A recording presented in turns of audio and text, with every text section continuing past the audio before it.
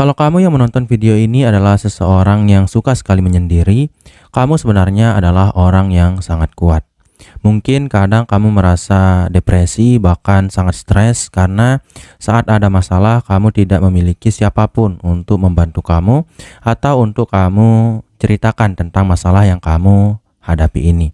Tapi sebenarnya kecenderungan itulah yang bisa membuat kamu yang merupakan seorang penyendiri ini menjadi orang yang begitu kuat dan berkemungkinan untuk menjadi orang yang jauh lebih kuat daripada kebanyakan orang di luar sana. Dan ini hanyalah salah satu ciri kenapa kamu bisa disebut kuat. Dan di sini saya sudah mengumpulkan 9 alasan mengapa penyendiri itu sangat kuat yang tentu saja saya kumpulkan dari beberapa penelitian yang saya lakukan. Jadi tanpa berlama-lama lagi kita langsung saja ke alasan mengapa penyendiri itu sangat kuat yang pertama, yaitu kemandirian. Jadi seperti yang sudah kita bahas sebelumnya bahwa penyendiri itu adalah orang yang selalu menghadapi semua situasinya sendiri. Mereka itu selalu memiliki sekat-sekat atau tembok penghalang dengan orang lain yang mana membuat mereka tidak nyaman dalam menceritakan masalah yang mereka miliki dan juga beban yang mereka tanggung selama ini. Dan sebenarnya inilah yang bisa membuat seorang penyendiri itu menjadi orang yang sangat mandiri. Karena segala sesuatu yang mereka alami dan mereka lalui setiap harinya selalu dilalui sendiri. Saat ada masalah, mereka harus memecahkan masalah tersebut sendiri. Karena kalau mereka tidak melakukannya secara mandiri, ya siapa lagi yang akan memecahkan masalah tersebut untuk diri mereka. Dan ini semualah yang membuat seorang penyendiri itu menjadi orang yang sangat kuat. Karena kemandirian ini akan membuat kita sanggup untuk menahan beban yang jauh lebih besar. Dan dengan kata lain, mereka yang penyendiri memiliki tingkat penahanan stres yang lebih besar daripada orang pada umumnya. Karena mental mereka itu sudah terbiasa untuk melalui masalah dan beban-beban hidup secara mandiri.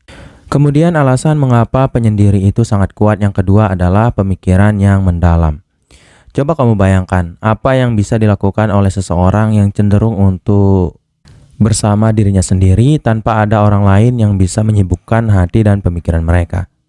Tentu saja yang bisa mereka lakukan adalah mereka bisa bergelut dengan pikiran yang mereka miliki dan juga mereka bisa bergelut dengan hobi-hobi dan hal-hal yang mereka sukai. Dan ketahuilah bahwa musuh terberat dari manusia itu adalah diri mereka sendiri. Jadi dengan kata lain, seorang penyendiri itu memiliki kemungkinan yang jauh lebih besar untuk menghadapi dirinya sendiri secara langsung daripada mereka yang cenderung untuk suka sekali berada di lingkungan yang ramai. Yang mana tentu saja hal ini mengatakan bahwa saat seseorang sendiri mereka akan bergejolak di dalam diri mereka, di dalam pemikiran dan batin mereka, yang dengan kata lain mengatakan bahwa mereka seringkali bertengkar dengan diri mereka sendiri. Dan kemungkinan inilah yang bisa membuat mereka yang memiliki kecenderungan untuk menjadi orang yang penyendiri itu memiliki pemikiran yang sangat mendalam.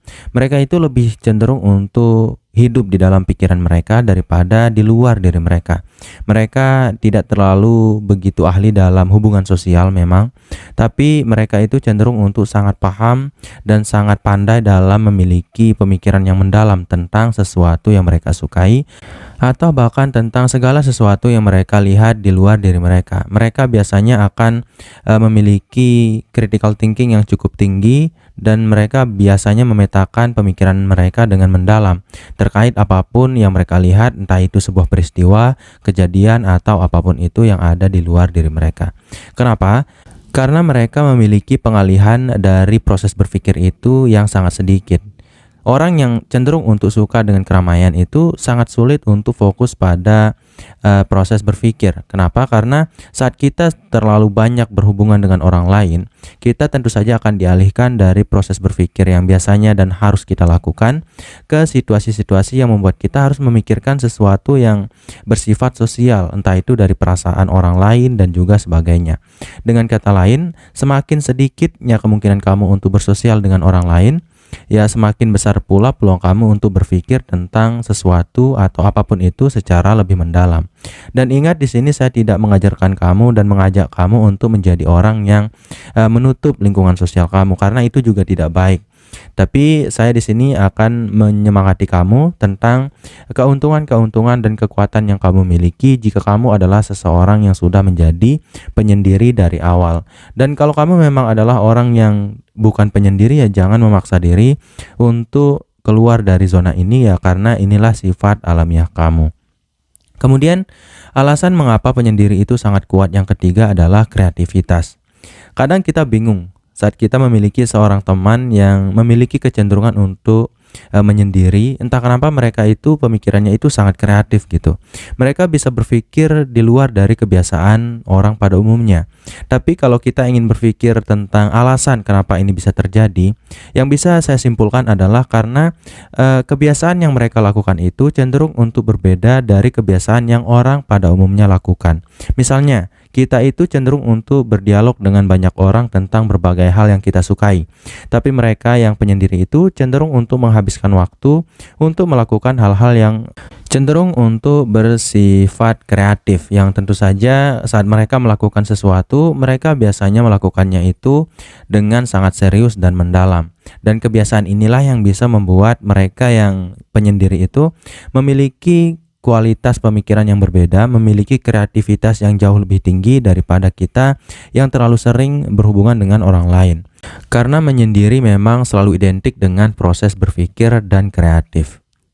Kemudian, alasan mengapa penyendiri itu sangat kuat yang keempat adalah ketahanan emosional. Jangan sangka kalau penyendiri itu adalah orang yang lemah secara emosional. Padahal ya itu salah besar. Kenapa? Karena mereka yang suka sekali menyendiri itu biasanya menghadapi kesendirian, mengajarkan mereka untuk mengelola emosi dan menghadapi kesulitan dengan lebih baik. Kamu bayangkan saja, setiap hari mereka itu harus bergelut dengan diri mereka sendiri, mulai dari perasaan, kesepian juga akan sangat sering menghampiri tentu saja, dan di situ mereka harus pandai dalam mengelola emosi yang mereka miliki setiap harinya. Saat ada beban yang datang, saat ada masalah yang datang dari luar maupun dari dalam diri mereka sendiri, mereka harus mengatasinya secara mandiri. Yang mana tentu saja semua proses emosional inilah yang membuat mereka menjadi lebih tahan secara emosional daripada orang pada umumnya. Bahkan mereka bisa bingung, kenapa sih orang begitu lebay gitu? Kenapa sih orang begitu baperan gitu? Kenapa sih orang begitu sangat cepat sakit hati pada sesuatu yang cenderung dilihat sebagai sesuatu yang remeh gitu. Maka dari itu ya ketahanan emosional ini ya tidak bisa diragukan lagi.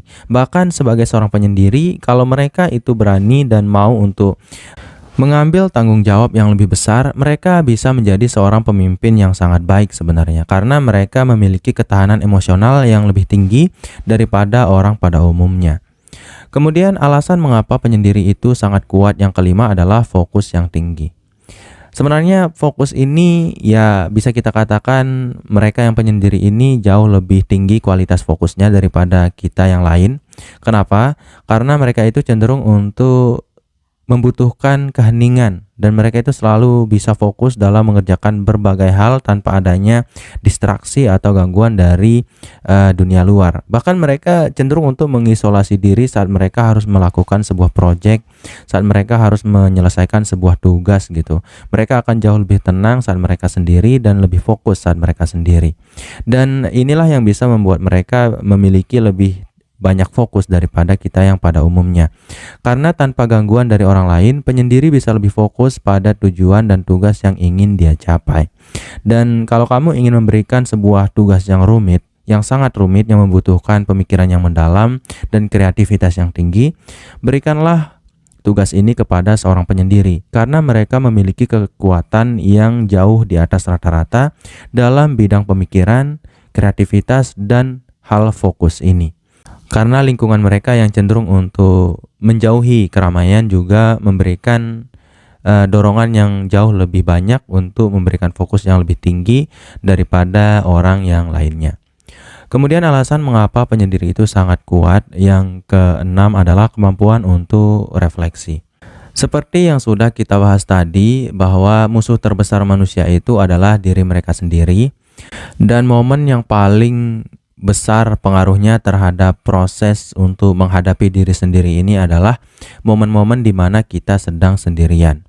Dan tentu saja kita biasanya menyebut momen-momen ini sebagai proses untuk refleksi diri atau untuk mempelajari diri sendiri gitu. Dan kenyataannya mereka yang memiliki kecenderungan untuk menyendiri itu sebenarnya memiliki kemungkinan 90% lebih besar untuk berpikir tentang diri mereka sendiri atau untuk melakukan refleksi terhadap apa yang mereka sudah lakukan maupun terhadap esensi kehidupan mereka secara pribadi. Mereka cenderung lebih banyak melakukan refleksi diri yang membantu mereka memahami diri sendiri dan meningkatkan kualitas diri mereka secara bertahap gitu setiap harinya gitu. Kemudian alasan mengapa penyendiri itu sangat kuat yang ketujuh adalah kemandirian sosial. Mereka itu yang merupakan seorang penyendiri mampu merasa nyaman dengan diri sendiri. Dan kita yang tidak biasa dengan hal ini cenderung untuk merasa kesepian saat kita sendirian. Dan mereka yang penyendiri ini tidak tergantung pada persetujuan orang lain untuk merasa bahagia. Mereka itu bisa bahagia secara mandiri dengan menciptakan semua hal yang mereka butuhkan untuk menjadi bahagia. Dan nyatanya mereka itu bahagianya itu tidak terlalu rumit sebenarnya. Orang penyendiri itu biasanya akan bahagia saat mereka sudah disuguhkan dengan satu buah buku yang sangat mereka sukai atau film, bahkan anime, bahkan apapun itu yang mereka suka tonton. Kemudian cukup sediakan segelas kopi dan mereka sudah akan bahagia. Kenapa? Karena mereka suka sekali menikmati waktu-waktu dan momen-momen di mana mereka terhindar dari lingkungan sosial yang begitu rumit, sehingga mereka bisa fokus untuk berpikir lebih banyak tentang diri mereka sendiri dan juga sesuatu yang mereka sukai. Jadi jangan heran kalau kamu melihat penyendiri itu bisa bertahan. Bahkan kita kadang heran, kenapa sih kamu itu suka banget menyendiri dan tidak pernah terlihat kesepian gitu. Dan padahal kenyataannya orang yang suka sekali menyendiri itu cenderung untuk merasa kesepian di tengah keramaian. Dan mereka itu akan merasa sangat ramai saat mereka sendirian. Dan inilah yang dinamakan dengan kemandirian sosial yang sangat tinggi. Kemudian alasan mengapa penyendiri itu sangat kuat yang kedelapan adalah adaptabilitas. Siapa sangka orang yang suka menyendiri itu tidak bisa beradaptasi. Yang padahal kenyataannya tidak seperti itu. Kesendirian mengajarkan mereka yang merupakan seorang penyendiri ini untuk beradaptasi dengan situasi baru dan menghadapi perubahan dengan lebih baik. Jadi seperti ini. Alasan kenapa orang yang suka sekali menyendiri bisa beradaptasi dengan lebih baik adalah karena mereka itu memiliki tingkat refleksi diri yang sangat tinggi. Mereka itu juga memiliki kesadaran diri yang sangat tinggi, fokus yang sangat tinggi, dan pemikiran yang sangat kuat di dalam diri mereka.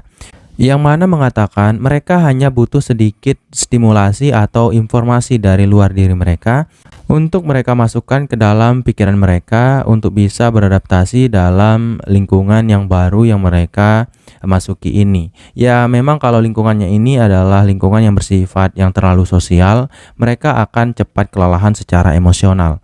Tapi itu bukan berarti mereka tidak bisa beradaptasi dengan baik.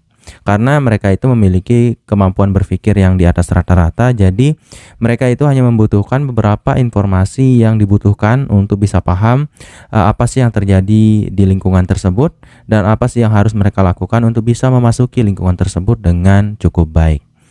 Kemudian alasan mengapa penyendiri itu sangat kuat yang kesembilan atau yang terakhir adalah daya tarik ketenangan. Penyendiri seringkali menemukan ketenangan dalam kesendirian yang bisa menjadi sumber kekuatan dan ketentraman dalam hidup yang penuh tekanan. Dan seperti yang kita sudah bahas tadi, mereka yang penyendiri ini memiliki kecenderungan untuk merasa lebih ramai secara emosional saat mereka sendiri. Dan mereka itu sangat suka sekali dengan ketenangan. Dan mereka bisa merasa sangat kesepian di dalam atau di tengah keramaian. Karena ya tidak ada orang yang bisa mereka ajak bicara gitu kalau mereka tidak mengenal siapapun. Dan ini merupakan sebuah kekuatan dalam diri mereka karena mereka tidak mengalami kesepian saat mereka sendirian. Dan manusia secara umumnya itu malahan sangat stres gitu saat mereka harus diisolasi dari lingkungan sosial yang mereka miliki. Dan ini bukanlah hal yang akan dialami oleh orang yang merupakan seorang penyendiri. Karena ya mereka itu suka ketenangan, mereka tidak masalah terhadap isolasi sosial, mereka tidak masalah terhadap kesendirian, dan mereka juga adalah orang yang kuat secara emosional dalam berbagai masalah yang mungkin muncul saat mereka sendirian ini. Karena ya mereka sudah terbiasa dalam menghadapi berbagai macam masalah secara mandiri. Jadi mungkin itu dulu untuk video kali ini. Saya harap video ini bisa bermanfaat bagi kamu, saya dan kita semua. Sekian, wassalam.